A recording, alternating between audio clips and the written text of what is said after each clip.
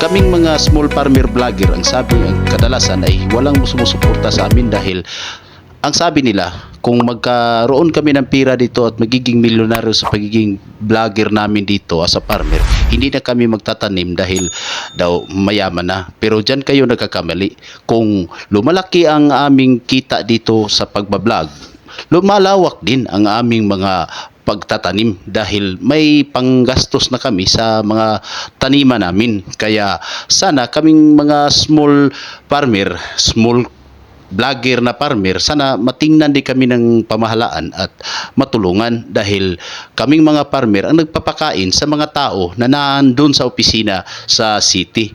Kadalasan kaming mga farmers ay linalait ng mga tao, ng ibang tao na hindi magsasaka. Pero alam nyo ba na ang lahat ng mga produkto sa merkado na binibili ninyo ng mga pagkain ay galing sa mga farmers?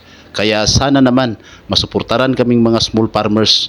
Nang sa ganun, maparami namin ang aming ani dito sa bukid at maparami rin ang mga tao na marating sa aming mga produkto dito sa bukid. At hanggang dito na lang guys. Maraming salamat sa panunod. Naway magsuporta kayo sa amin na kapag dumaan ito sa wall ninyo, mag-likes, mag-comment o di kaya mag-share kayo. Napakalaking tulong na rin ito para sa aming mga farmers, para sa aming mga content creator. Maraming salamat at magandang araw sa ating lahat mga ka-farmers.